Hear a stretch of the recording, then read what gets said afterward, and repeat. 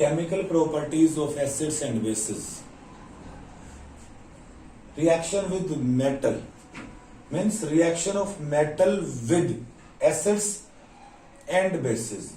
तो बेटा हम chemical properties of acids and bases पढ़ रहे हैं और उसमें हम पहले मेटल की एसिड्स के साथ रिएक्शन करवाएंगे। आप एनसीईआरटी बुक से एक्टिविटी पढ़ेंगे। ये हम एक कोनिकल फ्लास्क या टेस्ट ट्यूब लेते हैं और उसके अंदर पहले हम कुछ जिंक मेटल लेंगे या कोई भी दूसरा मेटल ले सकते हैं आप। ऊपर से हम एसिड डाल देते हैं तो एसिड और मेटल आपस में रिएक्ट होते हैं और एक साल्ट प्लस हाइड्रोजन गैस बनती है। तो एक कॉमन रिएक्शन हो जाती है सभी मेटल्स की सभी एसिड्स के साथ। लेकिन हम अगर जिंक और H2SO4 की रिएक्शन कराते हैं तो यहाँ पर जिंक सल्फेट और हाइड्रोजन गैस रिलीज आउट होती है।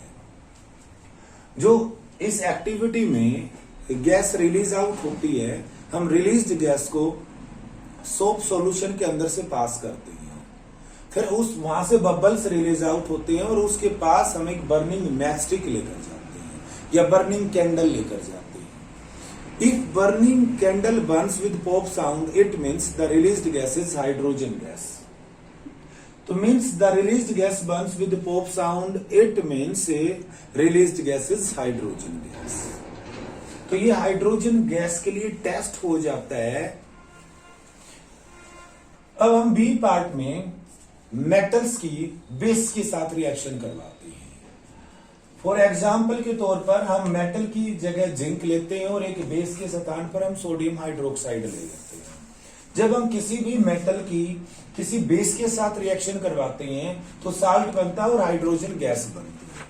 Generally all basis do not react with metals, लेकिन जब भी कोई भी मेटल बेस के साथ रिएक्ट करती है तो सॉल्ट प्लस हाइड्रोजन गैस ही बनती है। और फॉर एग्जांपल यहाँ पर जिंक की सोडियम हाइड्रोक्साइड के साथ सोडियम जिंकेट सॉल्ट बनता है और हाइड्रोजन गैस बनती है। इस फॉर्मूले में बच्चों को डाउट रहता है तो ये सोडियम जिंकेट है यहाँ पर जो सॉल्ट बना है हमारा। Now the second chemical properties, reaction of metal carbonate और metal hydrogen carbonate with. First हम एसिड्स के साथ रिएक्शन करवाते हैं। जब हम किसी भी मेटल कार्बोनेट की या मेटल हाइड्रोजन कार्बोनेट की या किसी एसिड्स के साथ रिएक्शन करवाते हैं किसी भी एसिड के साथ, तो salt plus CO2 plus water बनता है। फॉर एग्जाम्पल हम मेटल कार्बोनेट के स्थान पर सोडियम कार्बोनेट लेते हैं। जब हम इस सोडियम कार्बोनेट की एसिड के साथ रिएक्शन करवाते हैं, फॉर एग्जांपल हाइड्रोक्लोरिक एसिड, तो एक सॉल्ट बनता है सोडियम क्लोराइड प्लस CO2 बनती है प्लस वाटर बनता है।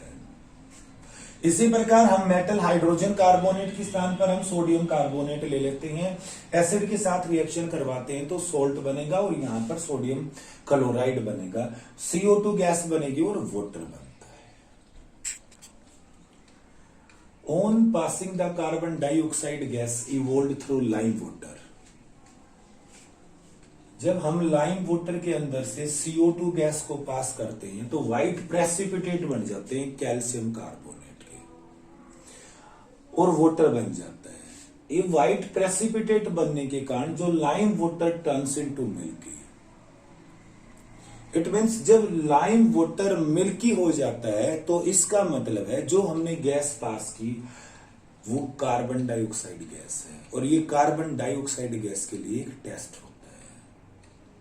तो जब हमने किसी भी मेटल कार्बोनेट की या मेटल हाइड्रोजन कार्बोनेट की एसिड के साथ रिएक्शन की तो एक गैस रिलीज आउट होती है और when we pass the released gas or the evolved gas through lime water, तो lime water turns into milky. It means the released gas is CO2 gas. लेकिन on passing excess CO2 through the lime water, जब हम lime water के अंदर से excess amount of CO2 gas pass करते हैं तब क्या होता है? तो जो कैल्शियम कार्बोनेट है व्हाइट प्रेसिपिटेट सॉलिड स्टेट के अंदर, लिक्विड वाटर है हमारा, उसके अंदर से हम excess amount of CO2 gas pass करते हैं तो कैल्शियम हाइड्रोजन कार्बोनेट बन जाता है और which are soluble in water. Calcium hydrogen carbonate water soluble होता है।